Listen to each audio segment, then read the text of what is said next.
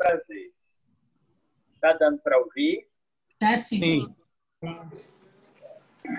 Então, é com muita satisfação que a gente abre essa noite de trabalho apresentando Carlos Romero, que é professor, que é psicanalista e que tem uma longa trajetória no CEF, de muita dedicação e de muito estudo. Acho que é também um dos membros mais antigos. E ele, como psicanalista, é uma pessoa que teve uma inserção também importante na área da educação, com atuações em âmbito gerencial e também em âmbito clínico na educação. Eu acho que isso é muito importante ser dito. E Glecimar, que é atualmente coordenadora da Clínica de Psicologia, do estágio de Psicologia da Faculdade de Paulo Afonso, é psicanalista também do Centro de Estudos Freudianos, professora, pesquisadora. Então, a gente está muito feliz com vocês, já estamos, de vocês terem aceito, olha, essa proposta da instituição para falar o que vocês viram do capítulo. Estamos aqui ansiosos para ouvi-los. Então, fica com vocês a palavra. Obrigado, Felipe, pelo carinho. Obrigada, Felipe. Gleice, no pau ímpar ou... Não, pode começar aí, viu? Eu posso começar? Pode. Ok. Você... Bom, gente, boa noite a todos. Não é? Nós ficamos, eu e minha companheira, parceira dessa essa ideia, não é? Que nós... foi ela que me, vamos dizer assim, capturou para esse trabalho, não é? Foi Gleice e me convidou para fazer junto com ela essa releitura desse Mais Além, não é? Desse texto freudiano importante, e que ficamos, vamos dizer assim, corresponsáveis para uma leitura, evidentemente é uma leitura, é uma pensagem do capítulo 3 e 4 do Mais Além do Princípio do Prazer. Não é? E eu acho até que quando a gente começa a ver desses dois capítulos, os quais nós ficamos aqui responsáveis, eu acho que teriam talvez uns três momentos para poder dissecar algumas coisas que seriam tão importantes, não é? Dessas pensagens que a gente fez, que acho que com certeza você também deve ter feito, não é? Nessa leitura desse seminário, desse texto freudiano, não é? E, bom, o que me chama a atenção logo no capítulo 3, não é essa reflexão freudiana, não é? Essa reflexão acerca do que esse repensar depois de 25 anos de clínica, né, de trabalho clínico, né, que o Freud faz, né, a partir dessa experiência da técnica psicanalítica, não é? E que ele relembra, não é? Aí eu acho que quando ele faz essa escrita crítica, né, ele coloca a questão, não é, de que depois de 25 anos, né? Então, uma live?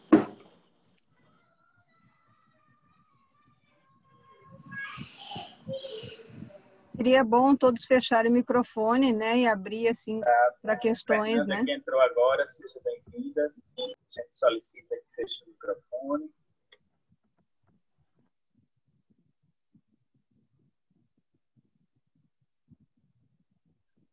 Vamos, Carlos, continuar. Obrigado. Fixa Carlos na tela, Gleice. Carlos, precisa abrir o microfone, seu microfone está fechado.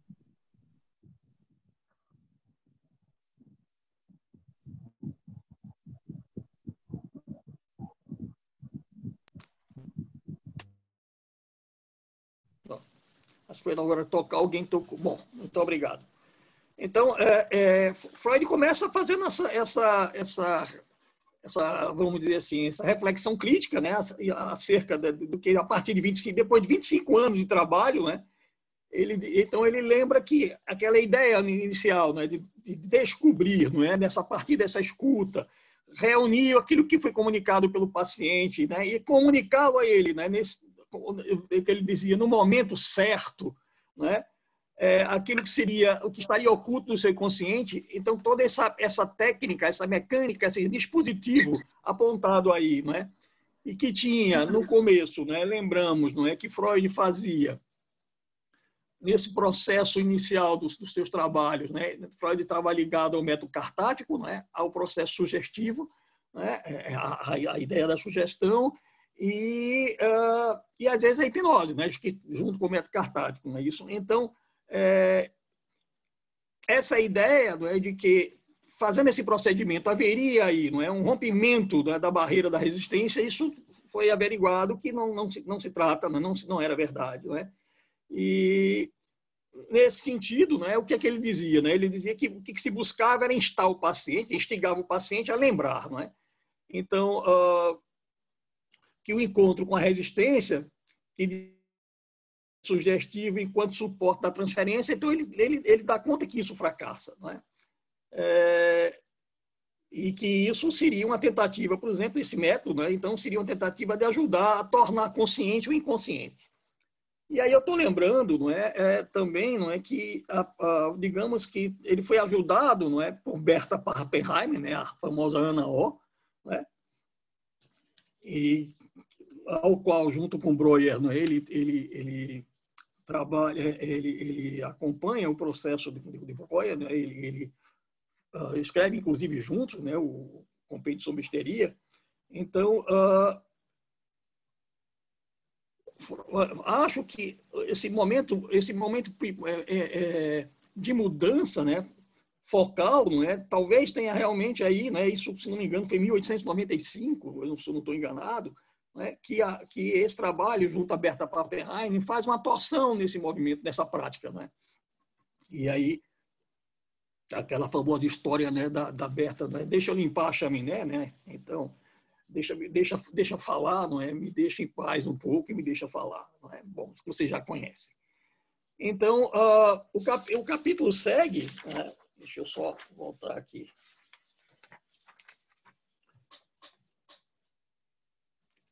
Falando, né, ele vai falando da questão da rememoração, né, do recalcado, né,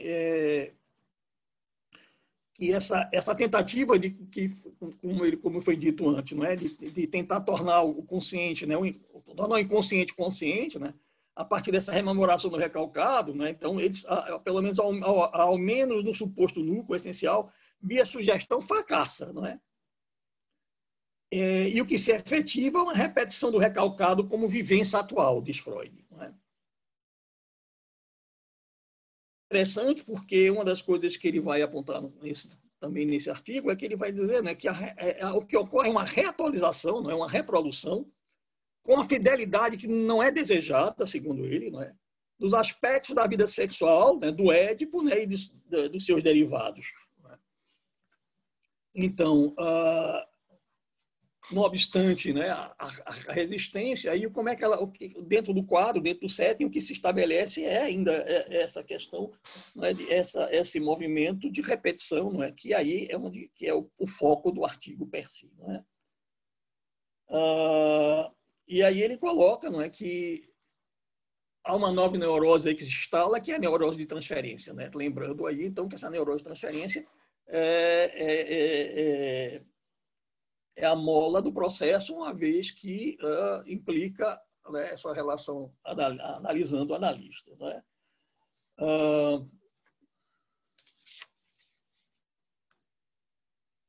Então, ele diz, não é, que reviver uma certa parte da vida esquecida. Não é? A realidade atual é um reflexo de um passado esquecido. E aí a gente fica a pensar, não é, que, na verdade, não é, o esquecido não é tão esquecido assim. Não é? O esquecido está no campo de um registro. E é por isso que, estando no campo do registro, ele vai ser possível essa compulsão a repetir. Né? Então, vai repetir aquilo que, em verdade, está lá escrito. Não é? Então, Freud... eu acho uma questão também muito interessante nesse capítulo, quando ele coloca, não é, que havia um engodo, não é, de se pensar que o organizador da resistência, não é? O que seria o responsável pela resistência, seria o inconsciente, né? E que o recalcado, né, o conteúdo do inconsciente, ele não produz resistência, né? O recalcado busca abrir caminho para chegar à consciência ou à descarga através da ação do real. Vale lembrar aqui, não é, também, não é, aquilo que Freud ainda está preso, acredito, ainda pensando naquele, se a gente pensa naquele esquema do Pente, né, se não me engano, de 1900, interpretação do sonho, né? Então, ele como neurofisiologista, né, ele tenta elaborar aquele esquema reflexo, né? Ele vai, a partir daí do esquema neurológico, né, da ação reflexa, ele tenta fazer o enquadramento aí, não é um enquadramento, uma palavra justa não seria essa, mas tenta fazer uma certa articulação desse esquema, não é, com o esquema do esquema da percepção consciência e das três possíveis escrituras, não é, dentro do que se chama do aparelho psíquico, né? Depois ele coloca, ele segue, não é? Só um minuto. Ele vem fazer aqui nesse início uma definição do recalcamento, né? E eu não me lembro se é nesse próprio capítulo, mas eu me lembro que eu acho que eu li isso, não lembro se foi aqui no próprio capítulo, que ele coloca que o recalcado seria um conjunto de fenômenos que entravam às associações e que pode até levar o sujeito ao silêncio. Isso é muito interessante quando pensamos nessa questão do entravar associações, quando nós pensamos naquela situação que ele vai adiante, vai falar, né, do esquema do processo primário e do processo secundário, né? Então, daquela questão da energia livre e da energia que está colocado como ligada, né, mas parada, desculpe, ele vai colocar algo como eu vi uma tradução francesa que eu achei muito interessante, que ela coloca como em repouso.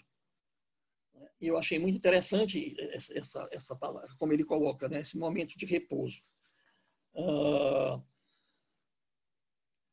Então, ele diz, né, a resistência no tratamento, né, que seria tudo que entrava o acesso do sujeito à sua determinação inconsciente, advém dos sistemas e camadas da psique que anteriormente efetuaram a repressão.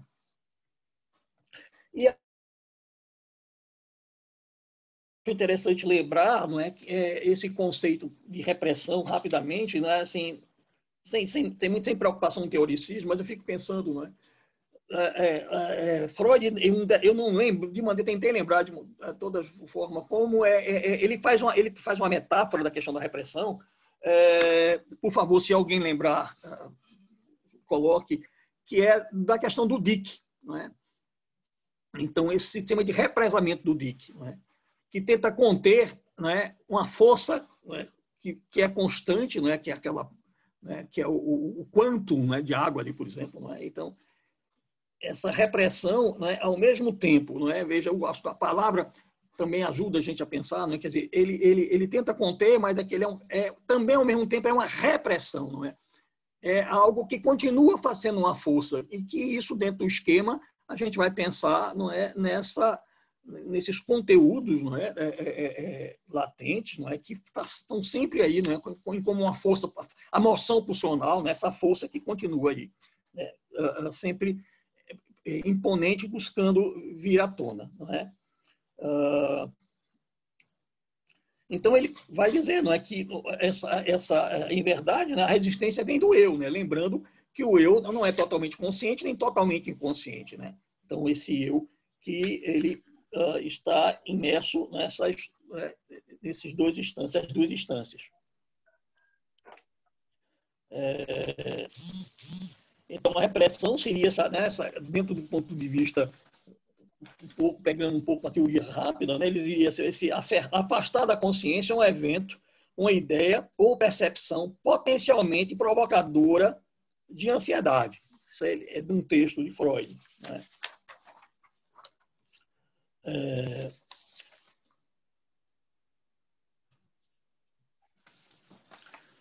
E ele vai dizendo, né, que a resistência, ele segue dizendo que a resistência do eu consciente, né, e pré-consciente está a serviço do princípio do prazer, né, buscando evitar o desprazer, né, que seria, no caso, a liberação do que seria recalcado, né, que estaria aí, né, no campo, né, fora dessa consciência. E para admitir o desprazer, há o apelo ao princípio de realidade. Então, Freud começa aqui já a colocar alguma coisa da ordem do princípio de realidade.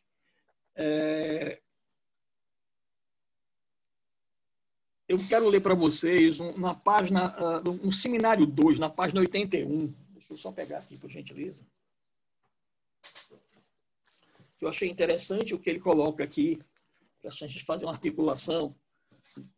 Ele diz aqui, há um princípio do qual partimos até agora, diz Freud, e que o aparelho psíquico, como organizado, se situa entre o princípio do prazer e o princípio de realidade. Freud, claro, não é um espírito propenso à idolificação. Jamais acreditou que não houvesse princípio de prazer dentro do princípio de realidade. Acho muito interessante isso, né? O princípio de prazer dentro do princípio de realidade. Ele vai seguir isso, nós vamos ver depois no quarto capítulo desse, né? Ele vai falar muito disso também, né? É justamente porque o princípio de realidade é um princípio de prazer diferido, ou seja, adiado, não é? Então, você represa, mas isso aí tem essa força que continua, né? que ela vai estar sempre, não é? O sujeito vai estar sempre, vamos dizer assim, às voltas com. Não é? Então, inversamente, se o princípio de prazer existe, é consoante alguma realidade. Essa realidade é a realidade psíquica. Que essa realidade psíquica, talvez, eu penso, que é o que realmente Lacan vai colocar aí como sendo algo da ordem do fantasma, por exemplo. Né? Então, ele aí segue ainda no segundo desse parágrafo, ainda dentro do seminário 2. Se o psiquismo tem sentido, se existe uma realidade que se chama realidade psíquica, ou em outros termos. Carlos, deixa aí, Manuel, o teu microfone, querido. Não sei se a gente pode fechar. Ok. Obrigado. Então, vou reler só essa parte aqui. Então, se o psiquismo tem sentido, se existe uma realidade que se chama realidade psíquica, ou, em outros termos, se existem seres vivos, é na medida em que existe uma organização interna que tende, até certo ponto, a opor-se à passagem livre e limitada das forças e das descargas energéticas. Eu acho que essa palavra descargas aí, né, talvez seja os investimentos.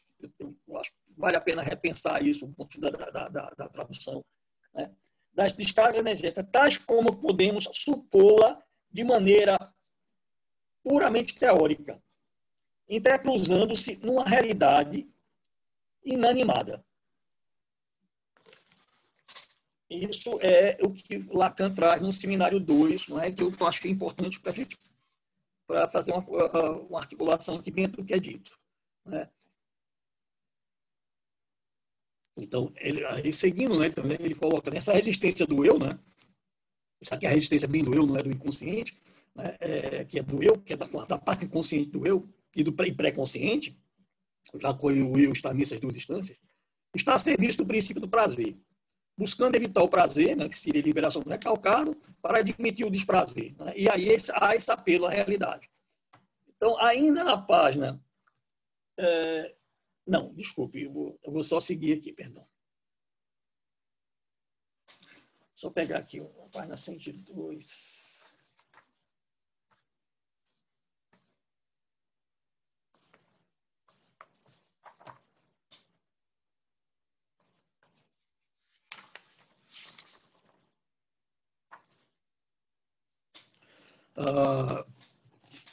Desculpe, só um minuto.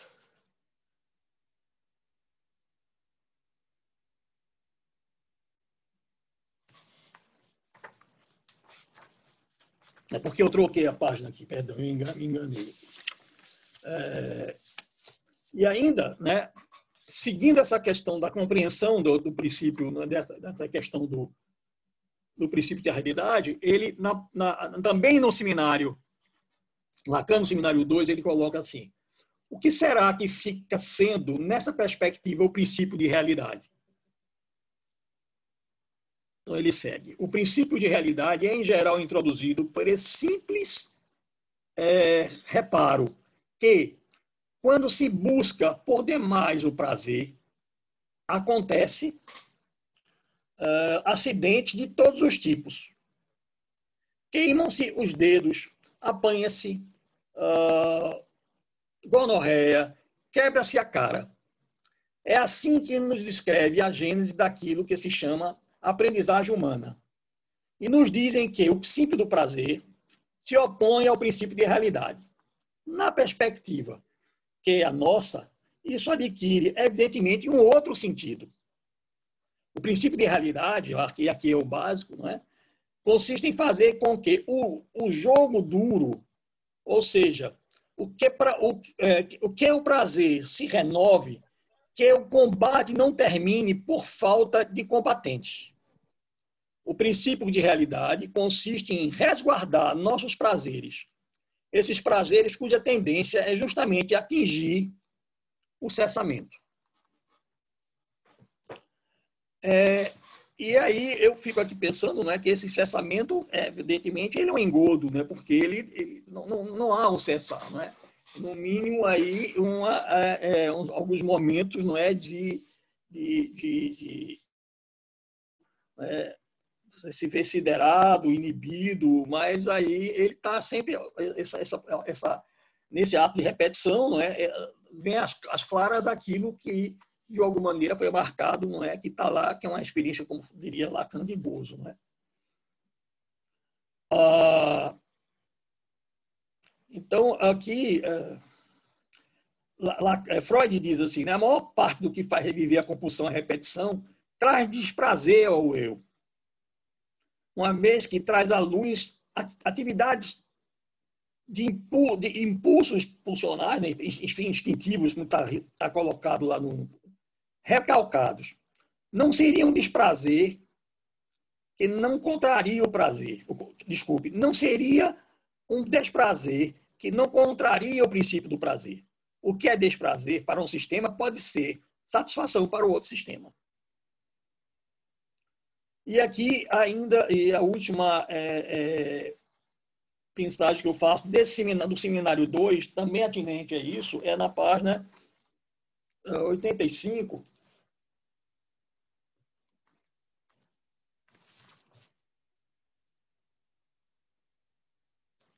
e ainda acerca do princípio do prazer, não é? Lacan coloca o seguinte, que é uma discussão que ele está tendo com o Leclerc, né? E ele diz assim: aí rogo-lhe não divagarem. Não se trata da mesma evitação. Há uma função restituidora, que é a do princípio do prazer. Veja, função restituidora. Né? Mas há também uma função repetitiva. Como será que elas se articulam? O sujeito pode reproduzir indefinidamente uma experiência da qual vocês descobrem certas qualidades por intermédio da rememoração. Deus sabe que dificuldades vocês têm em aprender no que ela satisfaz o sujeito. Já lhe expliquei isso há alguns anos a propósito do Homem dos Lobos. O que será que é essa instância do sujeito em reproduzir? Essa insistência do sujeito, desculpe, em reproduzir. Reproduzir o quê? Seria até mesmo em seu eu? Coisa de todos os gêneros, registros extremamente diferentes. Pode servir como material e como elemento para essa reprodução. E aí ele diz que essa reprodução se dá dentro do campo da transferência. Eu acho que aí, não é, ainda nesse capítulo, né, então,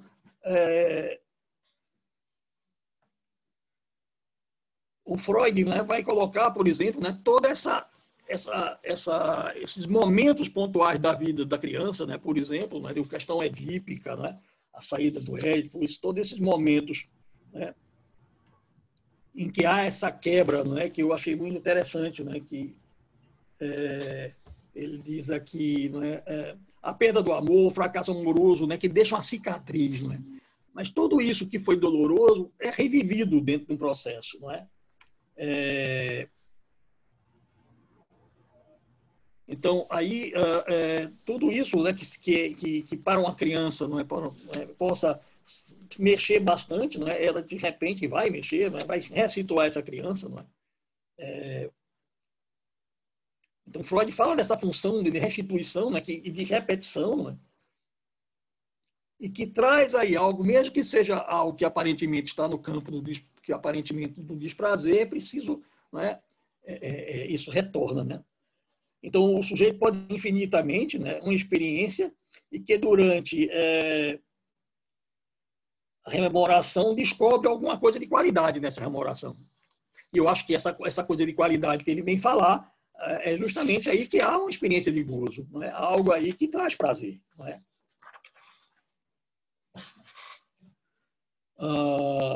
Ainda seguindo o capítulo, né, Freud fala que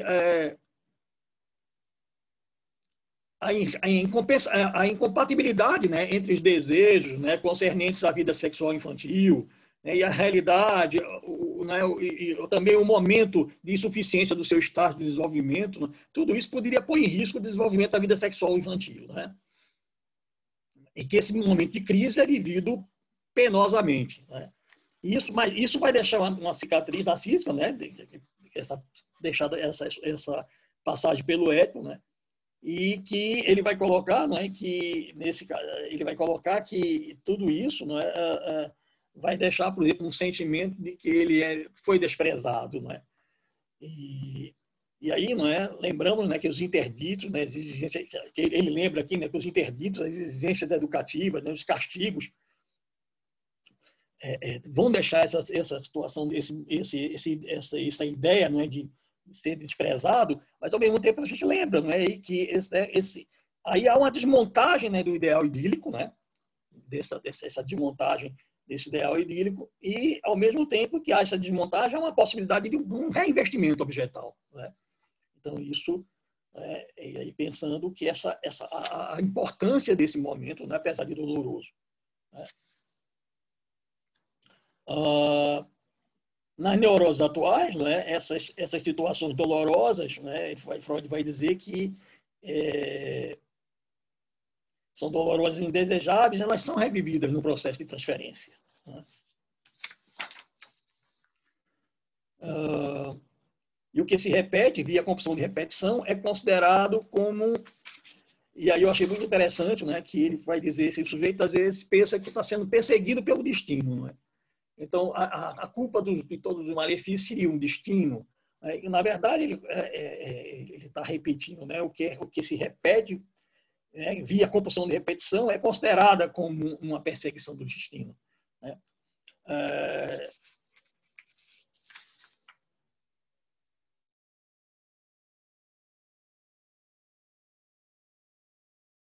Tratamento ativo. Deixa eu só pegar uma questão que eu achei interessante, que ele...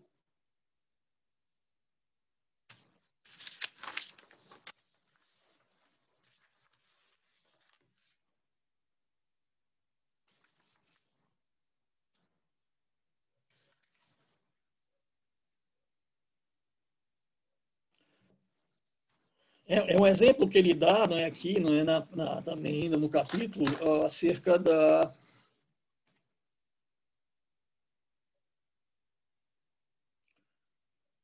Ainda sobre a compulsão, né? A compulsão que aí se manifesta é semelhante à compulsão de repetição neurótica, através da qual repete os acontecimentos e as situações afetivas da infância. Não obstante, estas não apresentam sinais de conflito neurótico desencadeador de sintomas. Isso é uma observação que ele faz. Então, ele vai falar, né, que conhece pessoas, né, que durante um tempo eram tomadas como benfeitores e, de repente, passam a ser consideradas como pessoas, né, desprezíveis, né? E aí não se passa a ter um rancor por essa pessoa que tanto ajudou, que outros passam a idolatrar, né, algumas pessoas, né, durante um certo tempo, e depois essa idolatria cai, não é? Começa a se haver uma renegação da autoridade, né? E aí essa renegação é substituída por outro. Também em relação, ele traz a questão dos apaixonados, né, que de repente há um rompimento, né, e essa pessoa amada cai em desgraça, né? Então, ele diz, né, que esse eterno retorno do mesmo aponta para o comportamento ativo. O traço de caráter de seu ser só se manifesta através da repetição das mesmas experiências, vivências psíquicas. Ele lembra aqui, não é, da pessoa, né, de um fato da mulher que se casou 3 vezes com um homem com homens que pouco tempo depois necessitavam dos seus cuidados no leito de morte. Se fosse aqui no Nordeste, estão chamando essa senhora de viúva negra, né? Mas deixa isso para lá.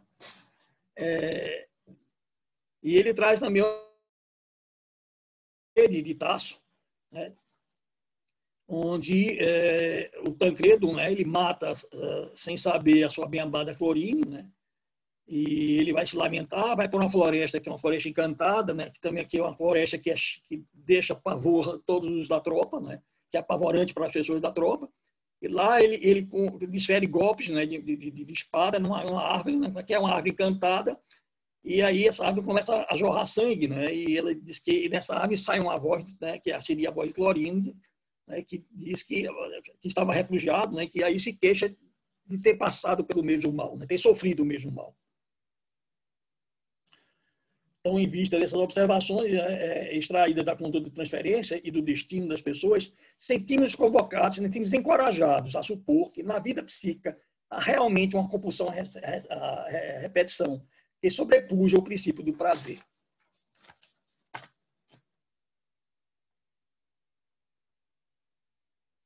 E o que eu achei também ainda desse capítulo, que uma que eu pensei também de interessante, tem outras coisas, mas eu acho que mais interessante, quando ele ainda segue aqui, ele vai dizer: o fenômeno da transferência acha-se a serviço da resistência por parte do eu. Não, são expressões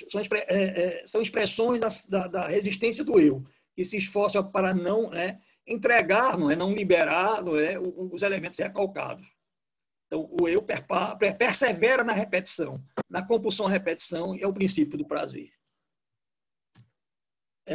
Gleici, eu não sei se você quer fazer dar continuidade ao capítulo 3, talvez fosse interessante.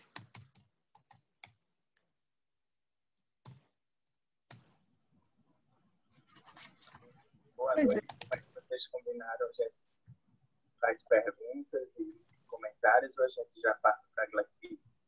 Gleici está pronta aí para comentar e pegar a bola? Já estou pronta para... Tá joia. Só, Felipe, eu quero dizer, só um minuto, Gleici, por gentileza, só rapidinho. Evidentemente, por conta do tempo, né, eu queria muita coisa para trazer do capítulo 4, né, mas aí eu acho que Gleici pode abordar e aí eu faria as articulações com o Gleici do capítulo 4.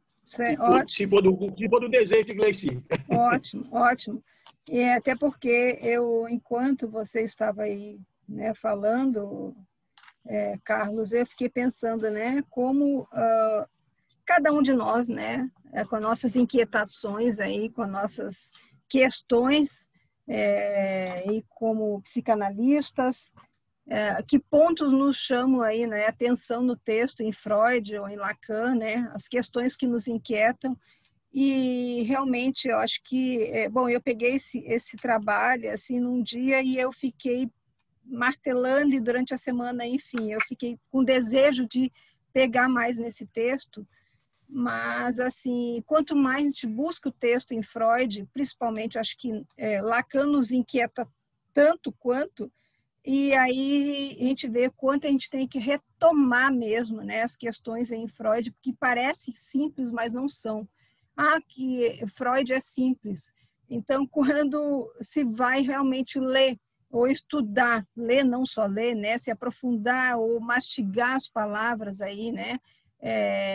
Em Freud, no texto, o quanto tem coisas para pensar na sua densidade, né? Então, eu fazendo uma retomada aí desse texto e retomando aí como foi dito já em momentos anteriores, né? Sobre essa questão do princípio do prazer e desprazer aí que perpassa todo esse conceito principal aí para nós como psicanalista aí, né? Que é um ponto para a gente estar sempre revendo e analisando, né, essas questões.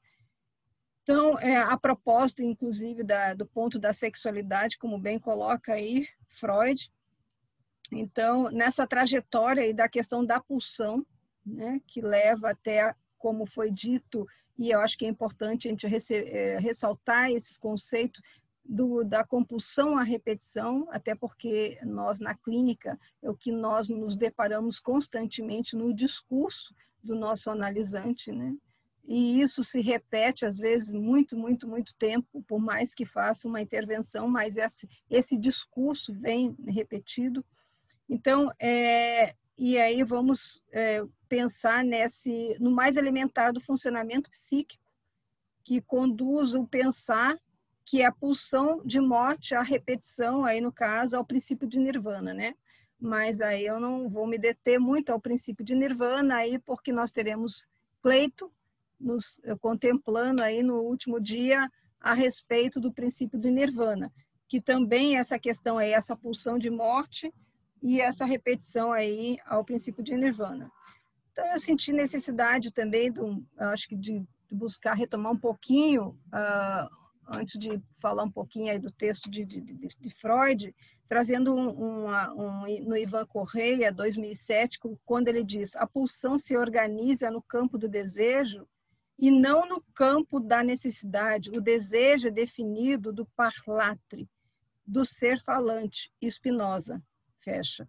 É o desejo que cria e provoca a fala para dizer a impossibilidade da sua satisfação e para dizer a inacessibilidade e a inexistência de seu objeto, que padece de uma perdição sem retorno, pois constitui-se pela sua própria perda.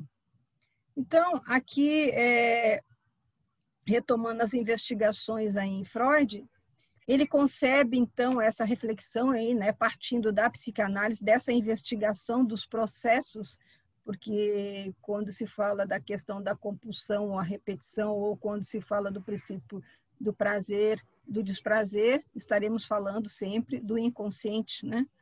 Então, é apenas uma função particular dos processos psíquicos, porque quando ele coloca, a princípio, ele fala dos processos, né? E aí, sendo esse, a fornecer as percepções, aí no caso ele traz todo o tempo, vindas do mundo interno, quanto do mundo externo, ele coloca isso de uma forma bem vinda de fora, atribuindo a um sistema que inclusive se repete muito aí até no discurso universitário, né, do sistema pré-consciente, consciente, né, das experiências excitatórias, e como fundamentos da memória, quando ele coloca no sistema pré-consciente. E aí ele coloca como os requisitos da lembranças estariam aí no pré-consciente. E nada tem a ver como o processo de tornar-se consciente. Porém, quando a excitação é duradoura ao mais forte e permanente, elas não ficam registradas no pré-consciente, mas permanecem nos sistemas das excitações. Logo, tornam-se inconsciente. E aí, falando dos sistemas, né, do inconsciente, do pré-consciente, do consciente, do qual Freud vai dividir aí, né, sendo este aí quando ele coloca desse do pré-consciente, ele diria que é uma parte aí do consciente. Então, aí ficaria associado também, do qual nós vimos aí na semana passada e nós constatamos na obra de Freud, a questão da interpretação dos sonhos. Então, e eu achei pertinente, né, a gente retomar esse capítulo 7, onde ele fala dos lugares psíquicos, descrevendo aí de uma maneira minuciosa a realização desse desejo, né? E tendo como a satisfação esse também, ou o desprazer ou o prazer. E descreverá o desprazer aí, oriundo ou o prazer do desejo aí inconsciente. E eu não sei, eu acho que tudo, como diz, vamos falar do nosso inconsciente, e eu posso falar aí do meu por um instante, trazendo como um pouquinho de uma experiência.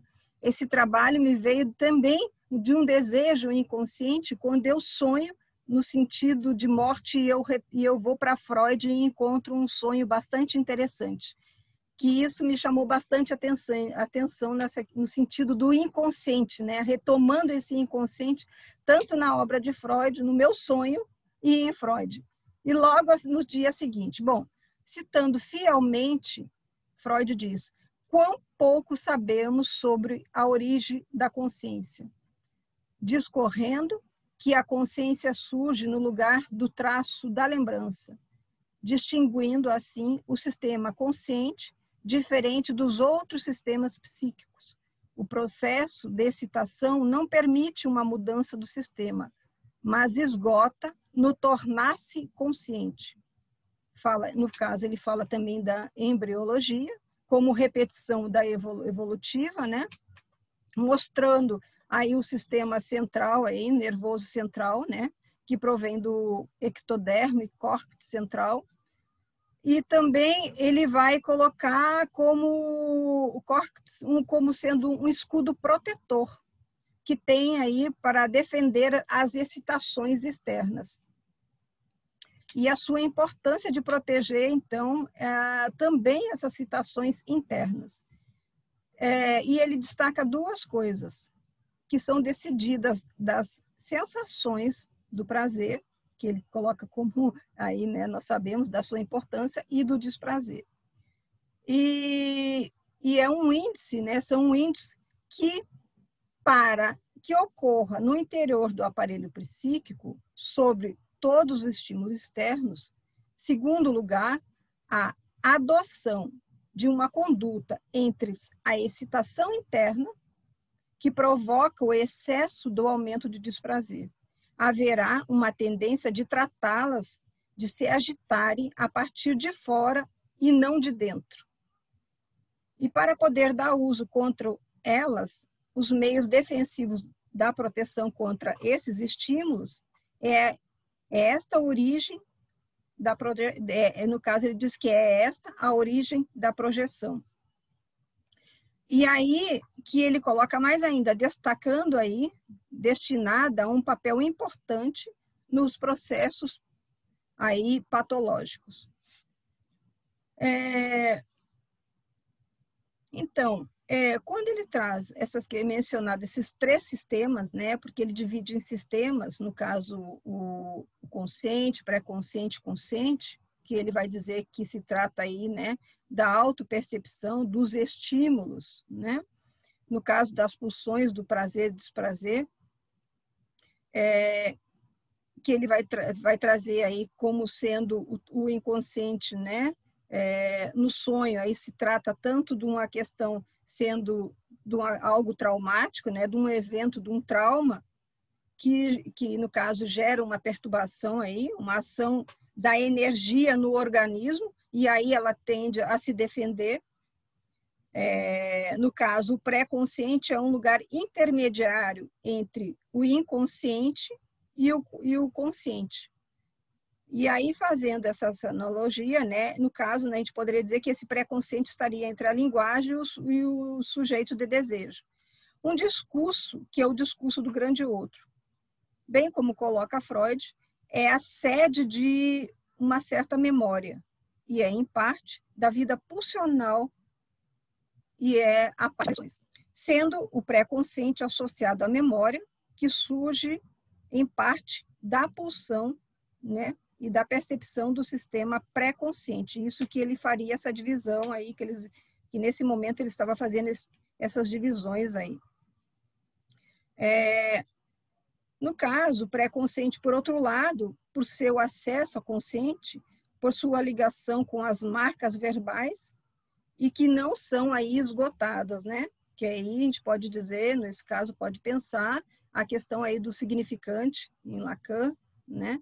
Que desliza aí, quando ele mesmo já vai trazendo aí que essas marcas aí são inesgotáveis. Então,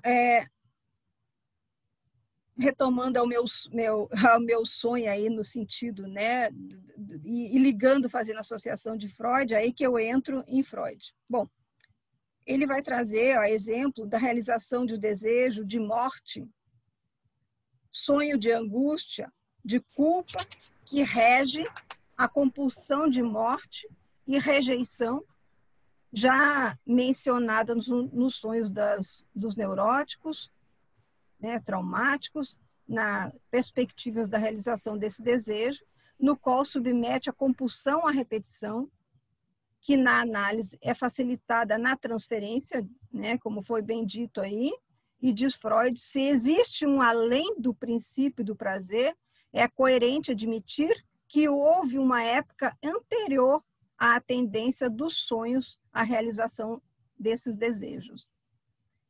E aí no texto de 1914, Recordar, Repetir e Elaborar, ele fala de um esforço para produzir a situação de afeto, onde existe uma tentativa de evitar, através do recalque ou da resistência, um processo de lembrança doloroso ou repetir esse prazer, a excitação psíquica.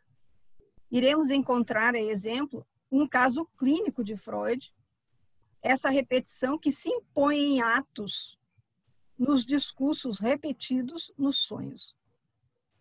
Vamos lá, eu quero citar textualmente Freud no capítulo 7, né? Eu vou ler aqui textualmente, quando ele diz, após a morte de um menino, eu provavelmente acho que todos estão lembrados desse sonho, ou se não estão, vamos lembrar aqui, porque é importante a gente estar sempre remetendo e reavaliando, inclusive, a nossa escuta na clínica, né? Ele foi para o quarto para descansar, mas deixou a porta aberta, de maneira a poder enxergar o seu quarto, o aposento em que jazia o corpo do filho, com as velas altas ao seu redor. Um velho fora encarregado de velá-lo e se assentou perto do corpo murmurando preces. Após algumas horas de sono, o pai sonhou que seu filho estava de pé junto à sua cama, que tomou pelo braço e lhe sussurrou em um tom de censura: Pai, não vês que estou queimando? Ele acordou, notou um clarão intenso no quarto, correu até lá e constatou que o velho vigia caíra no sono e que a mortalha e um dos braços do cadáver do seu amado filho tinha sido queimado por uma vela acesa que tombara sobre ele. Diz Freud, estou queimando. Pode ter sido dito em meio à febre da doença fatal da criança. E, pai, não vês? Talvez tenha derivado de alguma outra situação altamente carregada de afeto que nos é desconhecida. Destaca ainda Freud que o filho morto comportou-se no sonho como se estivesse vivo. E ele próprio advertiu o pai, assegurando pelo braço, tal como fizera na ocasião cuja lembrança tinha surgido na primeira parte das palavras proferida pela criança no sonho. Em nome da realização do desejo, o pai prolonga seu sono. O sono mostrava, nos diz Freud, o filho vivo, outra vez. Se o pai tivesse primeiro acordado e depois feito a inferência que o levou a ir até o quarto, teria, por assim dizer, abreviado a vida do seu filho, e por esse breve lapso de tempo. Quando eu li esse breve lapso de tempo, e eu me dei por conta que o nosso inconsciente é um breve lapso de tempo, né? é o surgir, é esse tempo, esse inconsciente que não tem tempo, né? É esse tempo aí também da análise, né? Esse breve lapso onde o inconsciente surge. Citaremos Jacques Laberge, num texto que ele nos traz, que eu achei bastante pertinente, que ele diz: a interpretação dos sonhos e o real, o qual traz algumas considerações a respeito do caso apresentado. Ele sublinha a repreensão, a acusação e a culpa que emerge na articulação desejo e morte, crime e castigo, temática que domina também o sonho dos sonhos sobre a injeção de Irma. Como é que um pai pode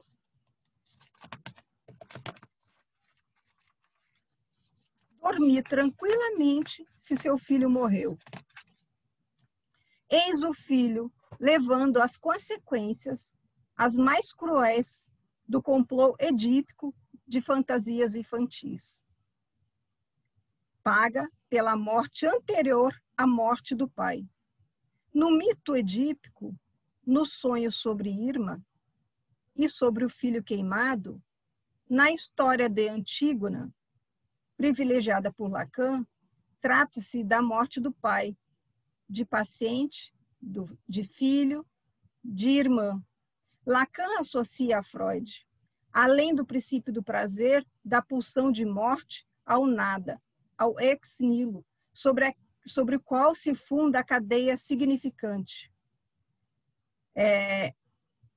Página 251, 252, esta que insiste na repetição, diz Jacques.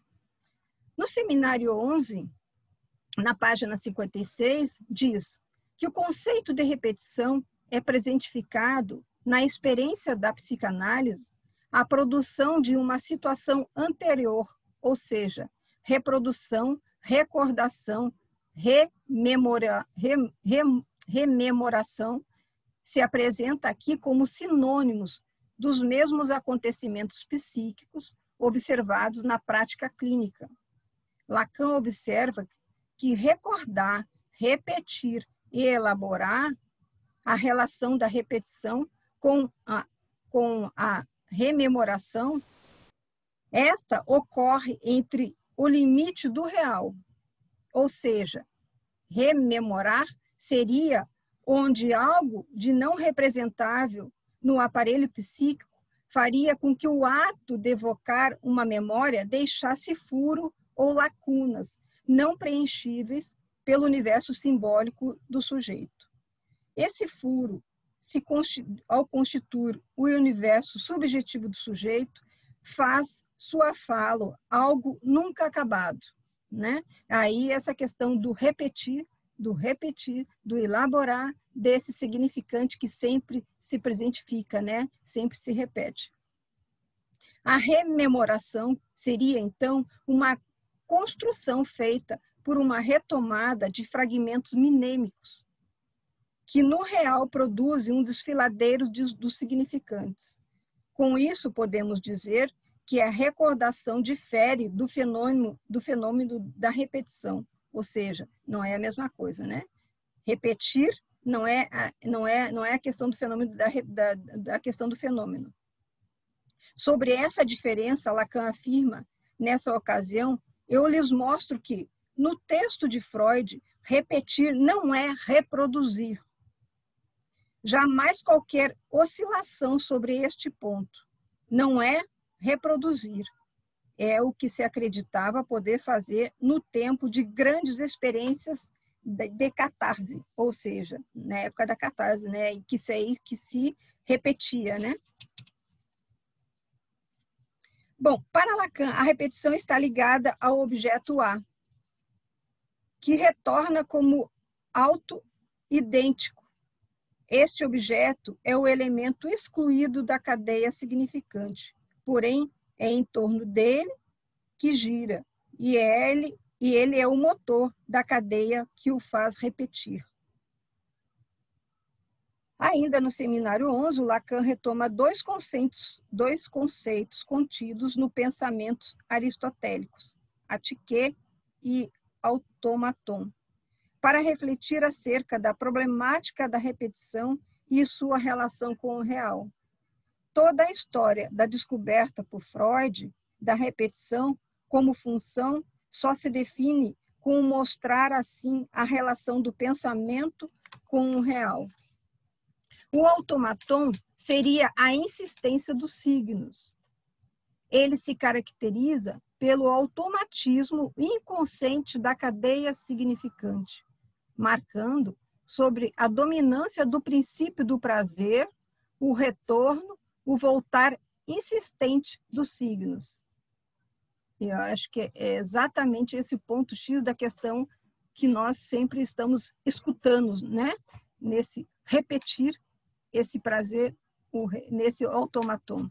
Já Atiquê, né, indica um além do automaton desse signo, um mais além do princípio do prazer. Ele é um encontro com o real. E aí, Lacan, na página 56, 88, não sei se a gente pode, foi assim, né, aí na tradução portuguesa, pode ter alguns equívocos, mas vamos lá. Nós a reproduzimos por encontro com o real. O real está para o além do automaton, do retorno, da volta, da insistência dos signos, aos quais nos vemos, comandado pelo princípio do prazer, o real que vige sempre por trás do automaton, e do qual é evidente em toda a pesquisa de Freud, que é de que ele cuida. Esse conceito marcaria bem o que se quer dizer com essa repetição. Repetição não é reprodução. Então, é importante a gente pensar, nem recordação, muito menos o retorno dos signos, mas nomeado aqui de automaton. Assim, não há como confundir a repetição nem com o retorno dos signos, nem com a reprodução, ou modulação pela conduta de uma espécie de rememoração agida. Diz ainda Lacan, em 64, a repetição é algo que, em sua verdadeira natureza, está sempre velada na análise, por causa da identificação da repetição com a transferência na contextualização dos analistas. E aí eu fiquei pensando, nesse momento, num caso que eu atendi, né, que ela repetia várias vezes as mesmas coisas, e ela dizia assim, você está vendo, você está ouvindo e está vendo o que eu estou falando. Você quer que eu fale mais? Então, esse repetir sempre, né? O que é que está por detrás aí nessa transferência? Bom, o que eu queria trazer, e para a gente poder aí, né, refletir um pouquinho, porque por mais que se busque na obra tanto de Freud aí, como quero avançar mais ainda, né? Esses são pontos só de reflexão, pontos de angústia, pontos onde eu tenho me questionado, onde eu tenho querendo avançar mais, né? E que não é tão simples assim, né? A nossa escuta, ela perpassa também por esse processo das leituras, né? Do estudo, né? De Freud, dessa escuta na clínica, dessa associação aí, né? As coisas, como é essa escuta hoje, como é que hoje as pessoas não se permitem mais esse tempo de análise, né? Não se permite mais esse tempo, como se quisesse, mesmo nesse falar algo, como diz essa paciente, você não vai me dizer o que você tem para me dizer. Então, é algo desse imediato, né? Sem muita, nos trazer muito, quer dizer, trazem, mas querem algo mais imediato. É isso. Obrigada.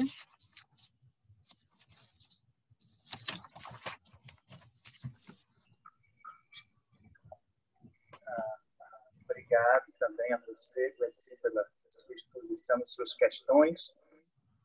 Carlos tinha referido que gostaria de fazer um comentário também sobre a lição 4 e sobre a sua exposição, e a gente vai abrir o microfone, as pessoas podem abrir para fazer suas intervenções também. Eu queria lembrar também... Não, por favor. Não, só queria lembrar que na apresentação de vocês, eu falei da trajetória de vocês e fiquei de mencionar agora que o Carlos tem um grupo de estudo há muitos anos no CEP sobre psicanálise e educação, e Gleici também trabalha em grupo de estudo atualmente com o seminário O Avesso da Psicanálise. Para as pessoas também que estão aqui atentas ao que vocês estão dizendo, terem essa referência à própria instituição. Obrigado. Carlos, por favor. Eu serei breve, não é assim, como eu disse, esses capítulos trazem muitas reflexões, não é? E assim, muitas coisas para a gente repensar e trabalhar, estudar. A gente vai catucando os alfarrábios, não é? E eu termino encontrando. Eu sabia que havia um texto antigo da Etienne Odenhoven, que é chamado Princípio du Plaisir, Princípio de Réalité. É um texto antigo, da época, quando eu era pequenininho em Barbacena. Isso aqui é de 1989, que é um boletim da Associação Freudiana da Bélgica, se não me engano. Bom, enfim, e eu acho que ela traz umas questões que o Gleici estava falando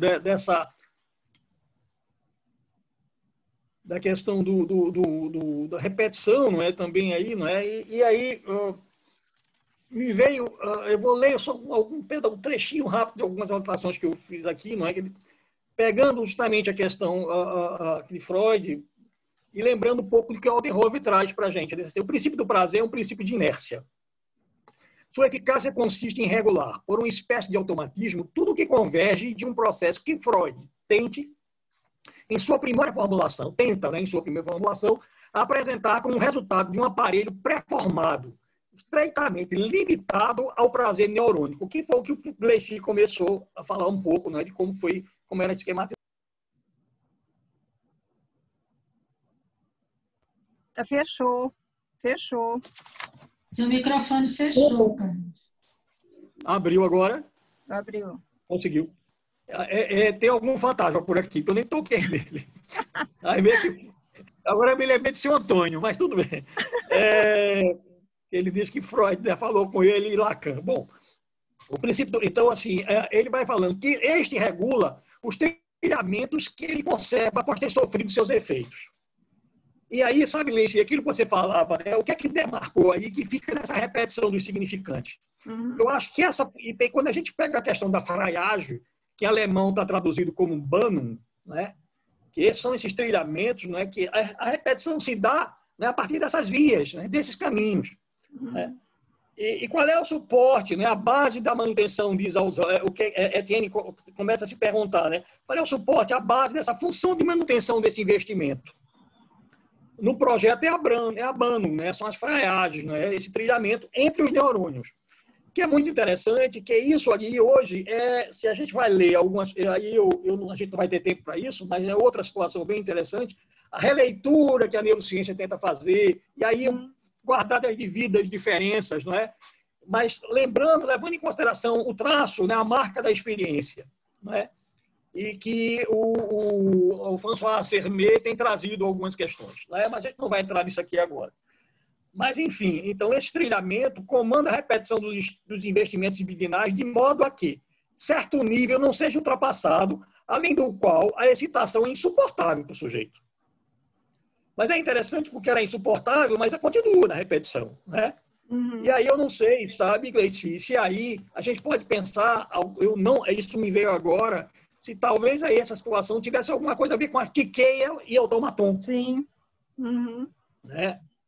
Então, a Bahnung é uma cadeia, né? É uma via contínua. Né? Então, Odenhoven, ela diz que a Bahnung seria a colocação em cadeia, né? o encadeamento do significante e sua organização, né? Ou seja, a concatenação de significantes.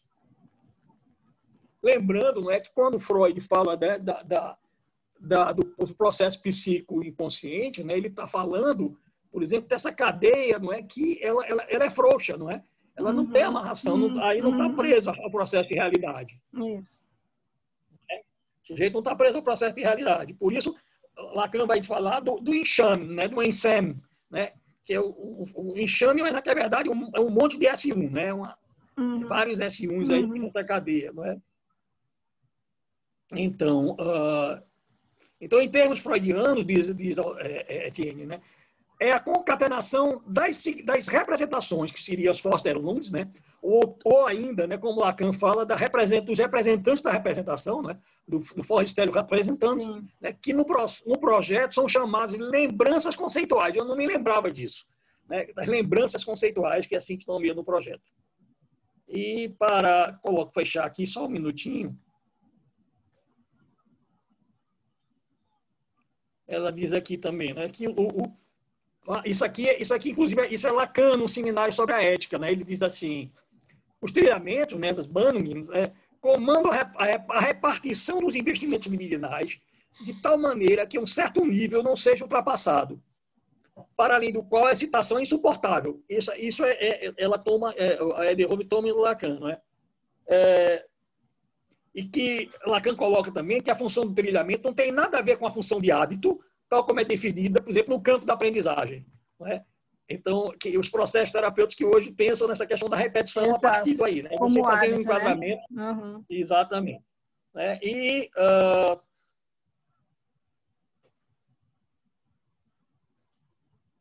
deixa eu ver aqui só essa parte aqui. Ainda pensando na Etienne, ele diz assim, né? Ela diz assim, o aparelho psíquico não funciona de modo algum no sentido de uma simples adaptação à realidade exterior ou às necessidades, mas funciona por sua própria conta, para seu prazer, pelo prazer da repetição, que aí tem uma expressão francesa, né, que pouco me lixa para a natureza, pouco se lixa para a natureza, mas que é constrangida, é coagida por sua própria incompletude, né, pelo vazio, que nele é a lei fundamental, que é constrangido para o seu odelar, né, para o seu para além. Então, o princípio do prazer é a gravitação, né, segundo ela, né, é a gravitação da representação em torno do vazio central, que é das Ding, né, de um interior excluído. Mas não se deve acreditar que esse vazio é pré-existente ou significante. Ao contrário, é como uma sombra indissociável. É o vazio central que Lacan chama de das Ding. E me parece, eu não sei se foi Felipe que levantou isso na reunião anterior, não é? Que falou, se não me engano, aí pensando na questão topológica, me parece que aí a gente pode pensar na representação do toro. Não é? E da faixa de Meibus também, né? Que aí até também. Bom, não faixa de Meibus, isso. Que aí esse dia até a Amélia apresentando também, quer dizer, esse interno e externo, né? Que não tem essa, né? É uma coisa só, né? Ok. Obrigado. Obrigado também. Obrigado a vocês pelo esforço de reunir o material para contribuir com essa... Está fechado, Felipe. Obrigado, então, por situarem essas leituras de Freud a partir do esforço de vocês de releitura em Lacan, também nessa autora que Carlos mencionou e que eu não sei pronunciar o nome, mas que Etienne, né? Depois você vai dar as pérolas para a gente. Mas, então, a gente fica aqui agora aberto para as intervenções da gente, que cada um pensou, onde cada um seguiu o pensamento dos expositores, onde ficaram questões, enfim, para a gente colaborar. Ou contribuições, né? Contribuição, exatamente. Contribuam muito, viu?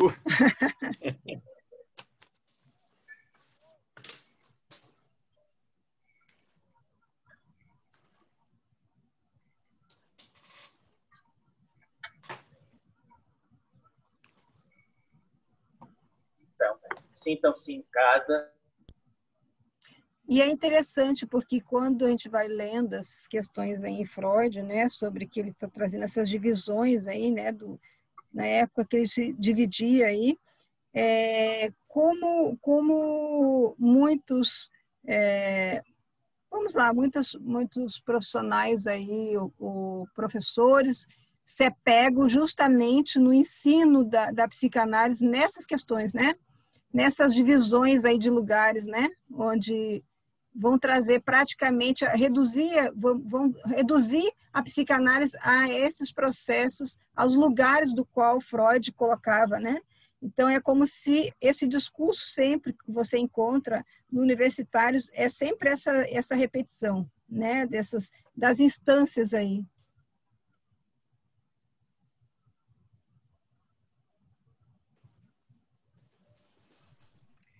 Eu achei bem interessante a fala agora, sobretudo de Carlos, assim, essa retomada. A Gleici já tinha apontado antes, nessa questão da diferença entre rememoração, reprodução e repetição, né?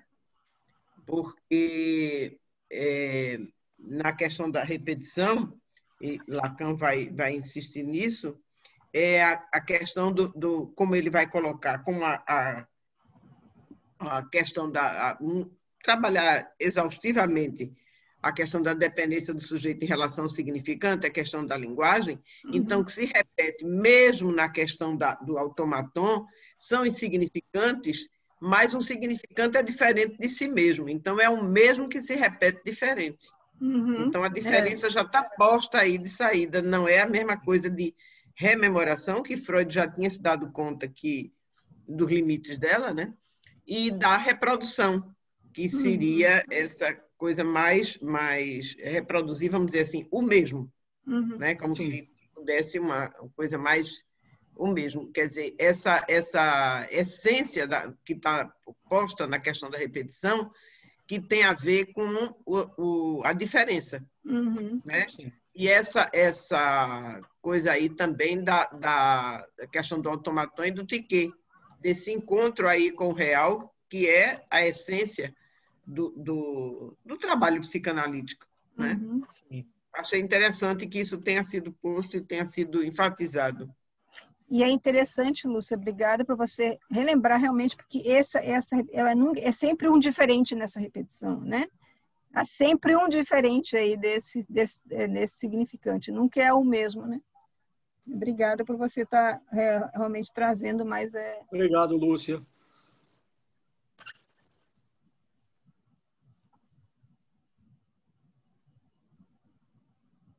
Interessante, Lúcia, isso que você lembra, né, em relação à questão do mesmo, como a gente está vendo o seminário da identificação, Lacan vai trabalhar com esse significante mesmo, a partir de Heidegger, né?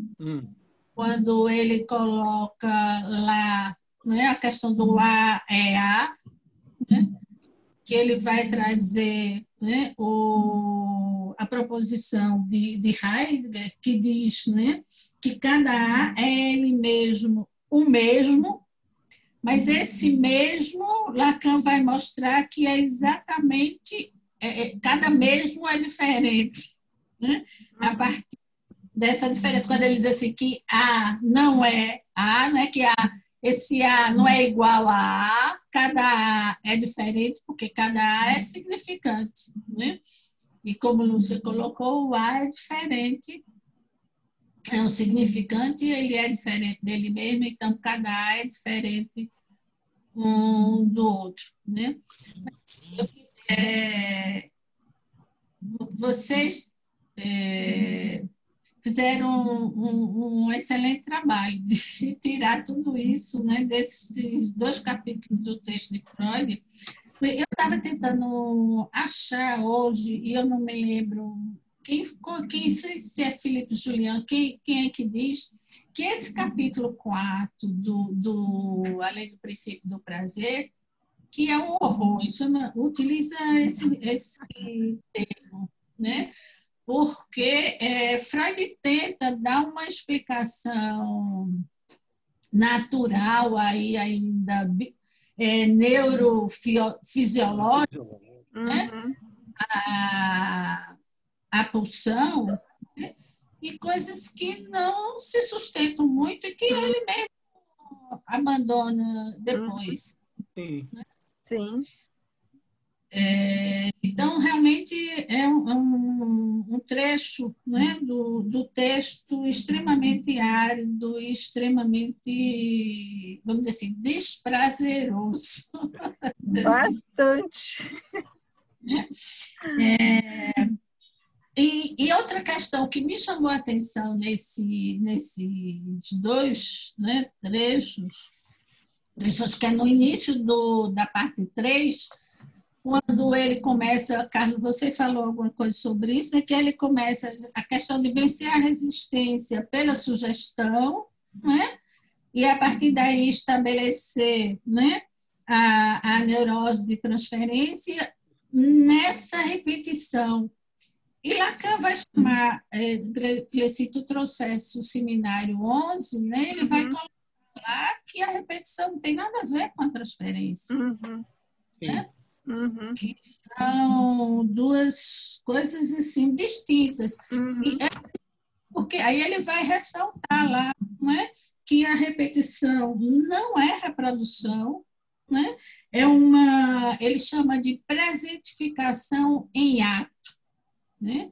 Sim. Que a repetição traz um novo, né? Que não é quando ele retoma também essa questão do mesmo, né? Lá de Heidegger, né?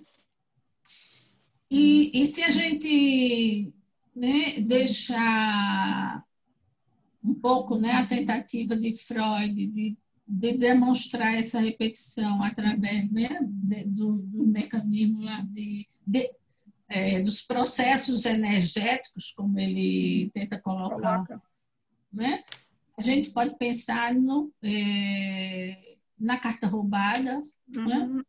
Onde Lacan vai explicar essa repetição do significante, demonstrando lá, através das cadeias de Markov, né? Como sempre nessa repetição tem uma coisa de novo, né? Não é o mesmo que se repete, mas sempre a repetição, como ele diz, implica algo de novo, né? Sim. Ele coloca em relação lá aos personagens, né, do conto de Edgar Allan Poe, ele diz assim, que os sujeitos se revezam num deslocamento no decorrer da repetição subjetiva e que esse deslocamento aí, essa repetição, não é aleatória. Sim. Né? Ela tem uma lógica e que ele vai demonstrar, né, lá com a cadeia de Markov, que ele faz a demonstração lá no final do texto da carta roubada. Né? Bem lembrado, Amélia. Ô, Amélia, você estava falando da história, não é? Dessa aridez, não é? Sim. E aqui eu estava lembrando que, na verdade, o capítulo 4, Freud começa assim, né? Alertando que o que ele desenvolve nesse capítulo é pura especulação e passível de julgamento. Isso. Né? Sim. Ele já conversa assim, né? Traz ideias e curiosidades, né? E traz ideias e a curiosidade para ver até onde ele vai. Né? Eu acho que aí ainda...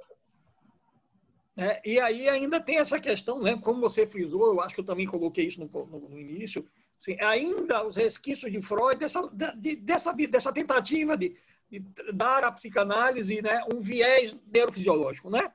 Fazer para esse aporte. Não é?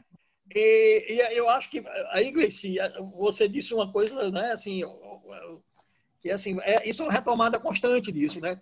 Então, aí eu pensando nessa questão, né, do significante, mais uma vez também, como a gente não toma banho na mesma água do rio, né? E se você mergulhar de novo não é a mesma água. Então, Heráclito, né? Isso, né? Heráclito. Então você vai, lembra isso? Então, assim, nós vamos ter que mergulhar nesse rio aí, né? Constantemente, às vezes, né? para dizer algumas questões, né? Muito, né? Eu estava pensando também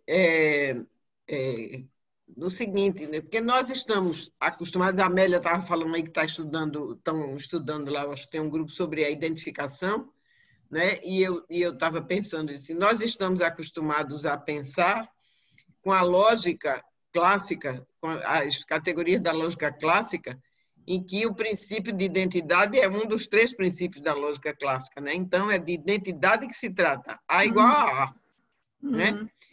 E a lógica do inconsciente, que é a lógica que rege a questão da identificação, é outra lógica, né? Porque não tem o A, não se trata do princípio de identidade e da não contradição, né?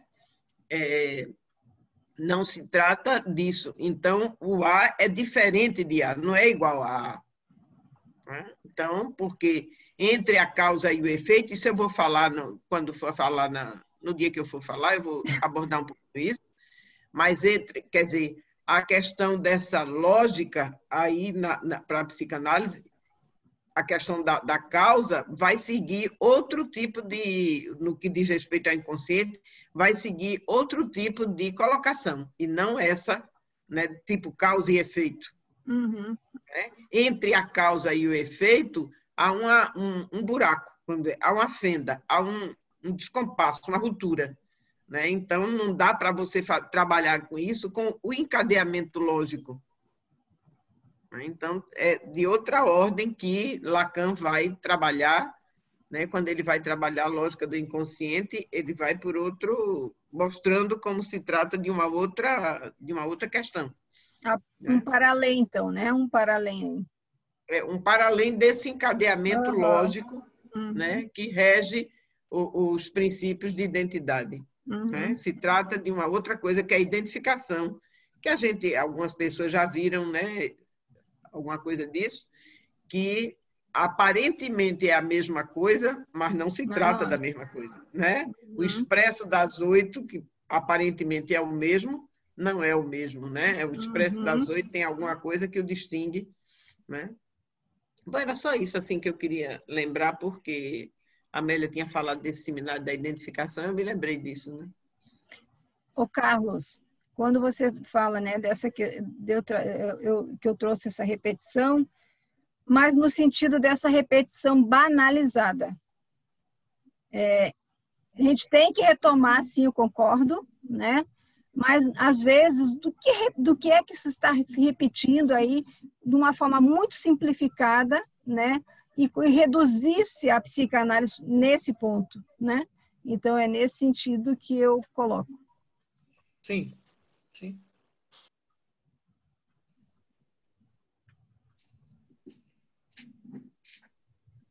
Eu achei muito interessante o destaque que você deu, Glessi, na sua intervenção, na sua fala, e, sobretudo, com a lembrança que a Amélia fez de que repetição não é transferência. Isso é sempre muito bom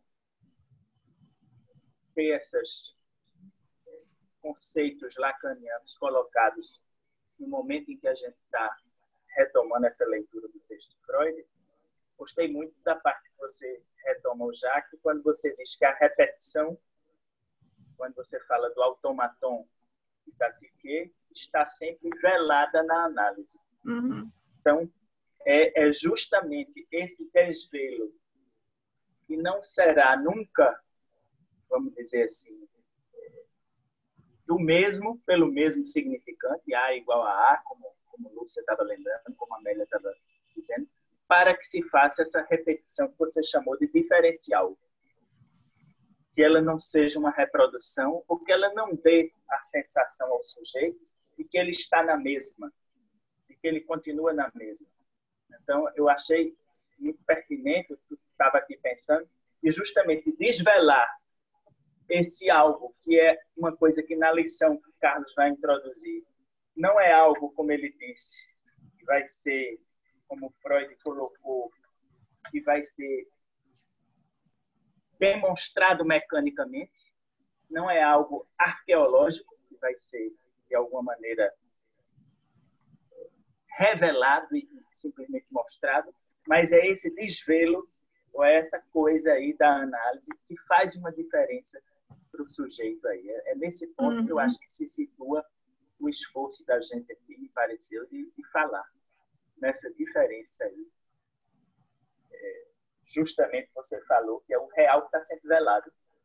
Às vezes, por uma diferença de letra, como a gente vem aprendendo a escutar a letra, por uma diferença de letra de uma palavra para outra, às vezes por uma diferença no próprio significante, que é o mesmo, como A e A, elas estavam falando, mas é pronunciado de uma outra forma pelo analista, ou é dito pelo analisante na mesma sessão, e o analista pontua, interrogando.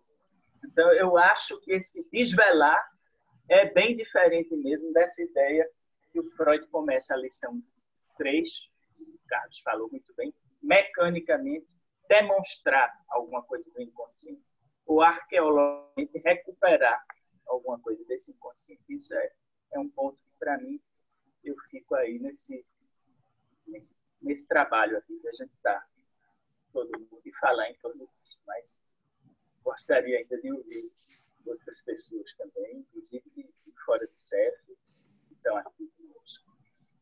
E quando você fala, Felipe, principalmente poder escutar essa diferença de letra, né?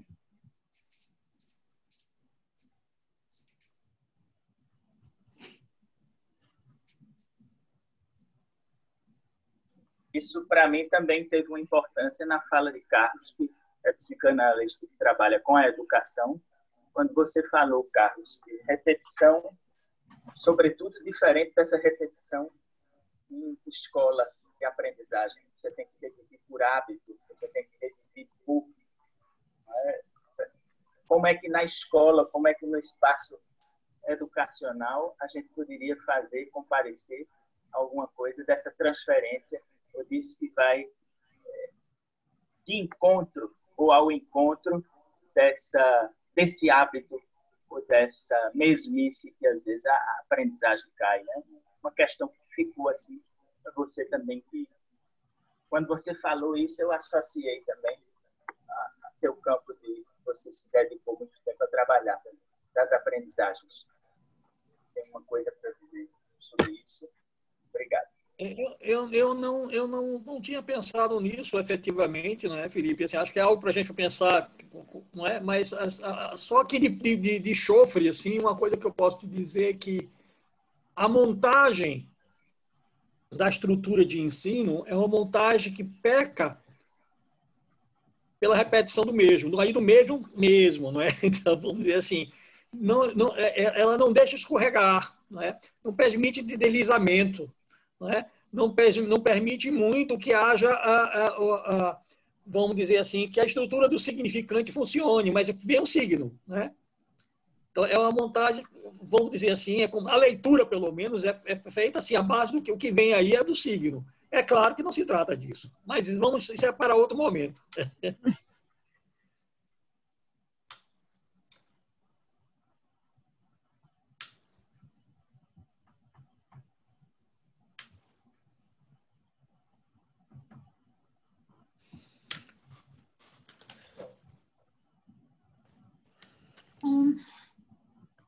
Amélia.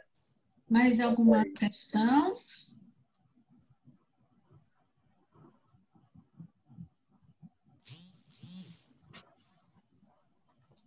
Podemos concluir, então?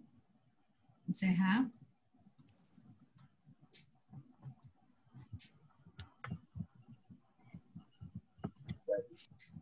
Bom, obrigada, então, a Carlos e a Gleci por essa discussão hoje, da continuidade do texto, né? Como eu disse antes, uma parte do texto bem árida, né? E na próxima semana nós damos continuidade, né, com Luiz Felipe e Mariel, não é isso? No mesmo horário de hoje, de 19h30. Boa noite a todos. Bom final de semana. Muito obrigado. Obrigado ao CEF, obrigado aos colegas, obrigado a todos. Gleci, um grande abraço. Obrigada também, obrigada a todos pela escuta. Até a próxima. Obrigada, Carlos. Obrigada, Gleici. Parabéns Obrigada. pela apresentação. Tiraram leite de pedra e realmente... Obrigada, até mais, até a próxima. Grande abraço. Boa noite. Boa noite.